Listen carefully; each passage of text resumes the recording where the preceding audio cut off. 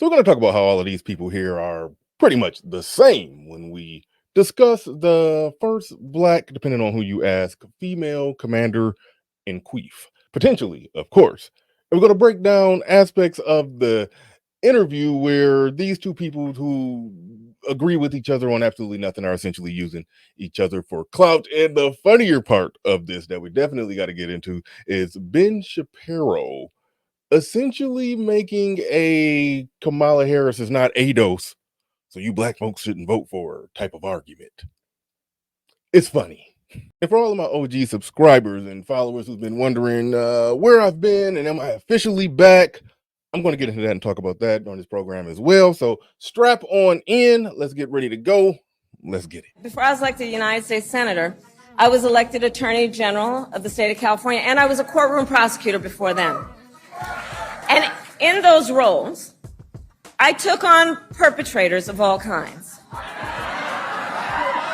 Predators who abused women, fraudsters who ripped off consumers, cheaters who broke the rules for their own gain.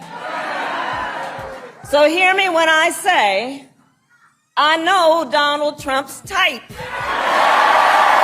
Now, I don't rock with Kamala Harris, but don't underestimate her ability to win this thing. And that narrative right there is the working narrative. Do not underestimate the Trump hate and the willingness of women as well as men to want to overthrow this thing called the patriarchy. And a diverse woman of color, black, depending on who you ask, making those type of arguments does pull a lot of weight for a lot of women and shockingly a lot of men. But now this is where it gets funny and interesting when they go this route. I will not be shamed out of discussing this by people who say it's slut shaming or it's not relevant. It is relevant when a young candidate tries to sleep her way into politics and into power. And that is what it appears Kamala Harris did when she was a young political aspirant in San Francisco, when she had an affair with a man 30 years older than she was. She was 29 to 30 and he was 60, Willie Brown, who was like the godfather of San Francisco politics and very well known. And sure enough, that relationship paid dividends for her. Now, she's right. She shouldn't be shamed out of bringing all of that up because let's face it, we know the name and the price of the adult stars that Donald Trump bought and paid for when he, so that's in bounds.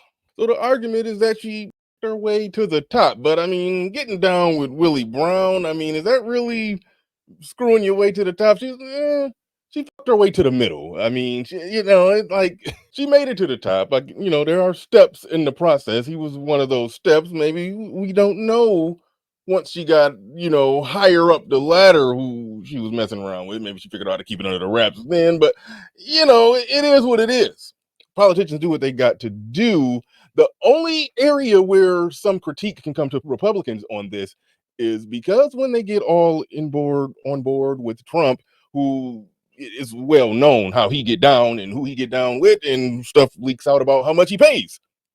It's so the fact that they endorse him so heavy, they can't use we're the morally right Christian party anymore like they used to. They can say that, yeah, Trump get down, we know he get down, but he gets stuff done and we like that and it is what it is. Like, so they don't have that moral argument to call her out for that when they support Trump. The correct position to take is, hey, the game is the game is the game, and we want our guy to win. So I really don't care for them bringing all of that up. Stuff like that, that's the stuff I'm supposed to bring up, because I make the case that they are the same out there. It's just different levels to it. Like, I did content very early on about this here. President-elect's previous relationship with talk show host Montel Williams. The former couple, who briefly dated in 2001, went public with their romance at a red carpet event in Los Angeles, while Harris was working for the attorney's office in San Francisco almost 20 years ago.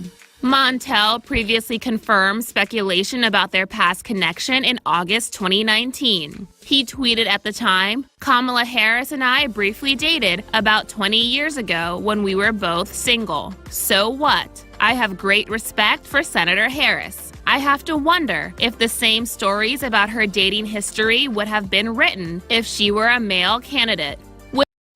Yes, and we just proved that. If Trump winked at somebody back in 1997, they try to bring him up on charges for that. So yes, absolutely. Now, my biggest objection to what Montel Williams is saying is the whole idea and notion that he tried to lay out there where he said they used to date. No, y'all didn't used to date. Y'all out there on a red carpet event. He got two women on his arm holding the hands of two different women. Like when you see somebody play out there with his collar popped like that, no, yeah, she didn't used to date Montel Williams. She was one of his hoes. Like let's call it what it is. That wasn't a date. Like you can't find a picture of the two of them together without the other chick right there.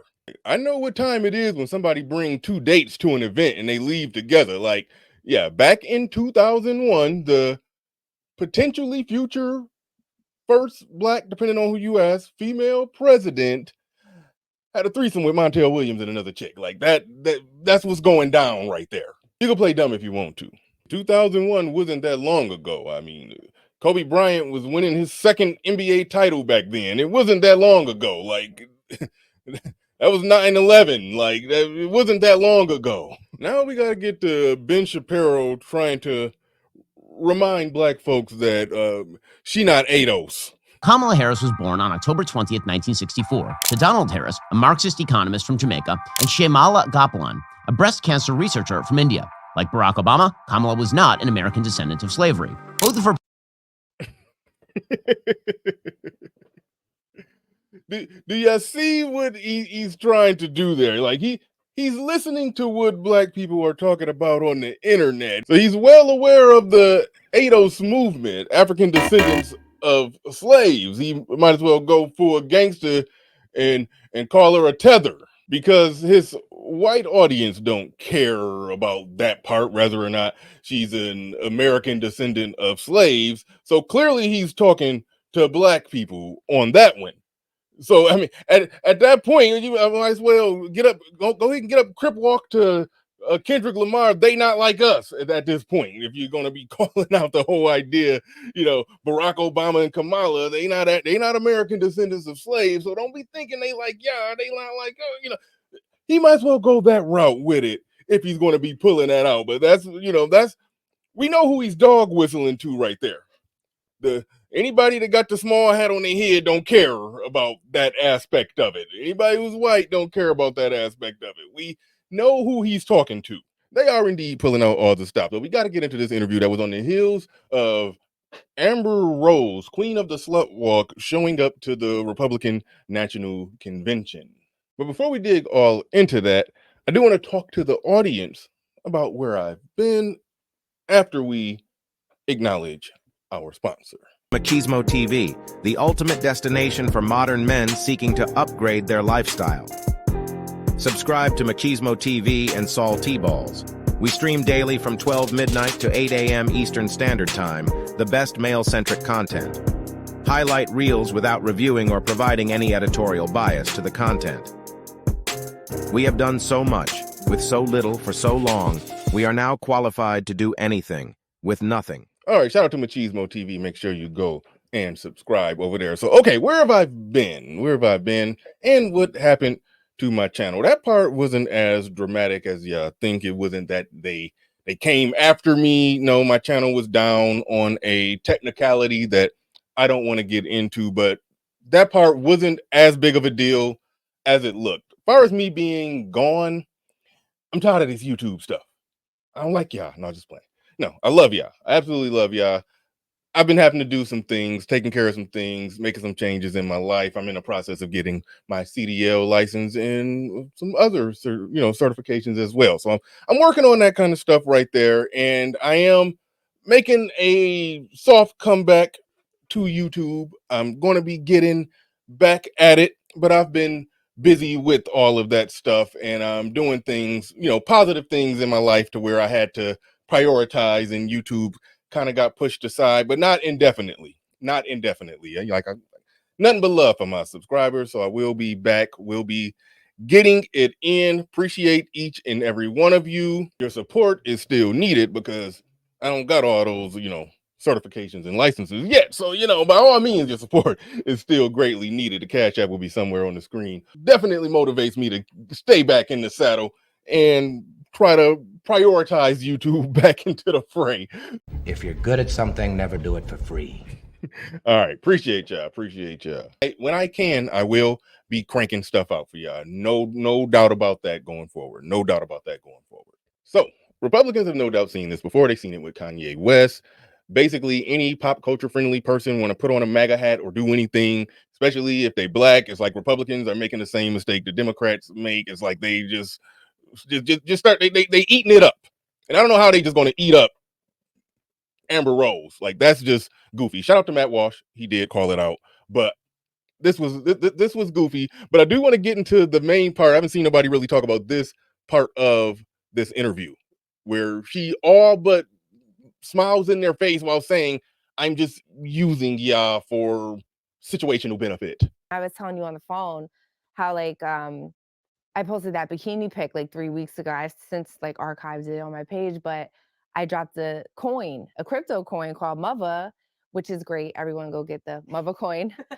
But I still fell into it, Candace, because I was telling my team, guys, they're like, well, Iggy Azalea's coin was doing really good, and she has her hands on her ass, and she's spreading her cheeks, and you got to at least do a bikini picture with maybe the Make America Great hat, and you want to make money, you want your coin to go up, and so I'm like, fine, let me go in the backyard by the pool and just do it. So I still battle with those things. She's practically saying she's going to merge the whole economy with MAGA. Her OnlyFans page is still bumping and jumping right now.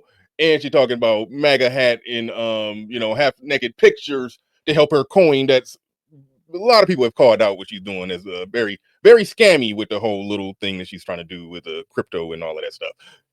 That's what's essentially going on there. If you watch that whole interview, you can see, and Matt Walsh called it out perfectly, nothing has changed about her. She just, at an opportune moment, found a way to get on stage, to get her name in circulation, to get her coin in circulation, to get things going. She has a TV show kind of going. I don't even know if we still call these TV shows, but Cry, baby.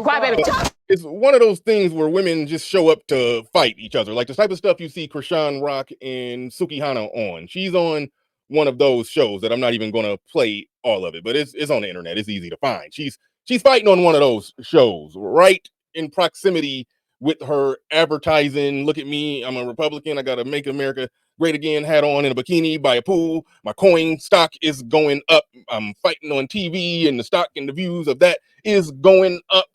And the Republicans are just eating it up, where the queen of the slut walk is basically just putting on a red hat saying, I'm a Republican now. Let me come and speak at your convention. And they're eating it up. And the otherwise smart Candace Owens is playing coy and, I suppose, being generous in ways that she's not generous with most. I mean, Amber Rose is still pro baby deletion and LBGTQRS support everything that they do and that they got going on. You see the smoke that she gave for Don Lemon, so it's like, do these people really care about their views, or is it about whether or not, if you're on our side, we're going to have a decent conversation and people who disagree can just talk. But if you're on the other side, it's all guns blazing. And it goes back to what I'm saying, where they're all the same. And I mean that in the most general sliding scale kind of way when I was talking about women saying that they're all the same. Because, they saw they brought out Kamala in her past and how she was screwing her way to the middle. Back then when she was with Montel Williams, she was an assistant district attorney in San Francisco in 2001, working her way up to being the district attorney. That's sort of how that thing goes, and all the stuff with Willie Brown before that. But so, they be doing their thing, but if they make it up high enough and they can put on a pantsuit and then be dignified. But the dignified actions, I mean, with the difference there, if you're breaking down Kamala or you're breaking down Amber Rose, it was subtlety and discreetness and what were the end goals and objectives. But it was all more or less the same. Candace bringing Amber Rose on there for her full circle, political gain with it by somebody who's hot in pop culture and bringing them on because Candace Owens is getting more black people to watch her stuff, and then they're playing around and they're dabbling heavy, the Republicans, into the whole identity politics things. They are going full circle doing the same thing. It's going to be a time where we're going to look at it and we're not going to see that much difference from the women who are claiming conservatism versus the ones who are claiming liberalism. It's all going full circle, round and round. And why does Candace Owens have on those? Those aren't even mom jeans. Those are maternity jeans. Why is it all that extra space right there? I like Candace Owens. I do. She calls a lot of stuff out and she's surgical about it. So I know she could see through everything that's happening right there. But playing it to her benefit. Can't knock it. It's part of the political game, and that's the moral of the story. But let me know what you think in the comment section. And with that said, ladies and gentlemen, we are out of here. Peace. We gone.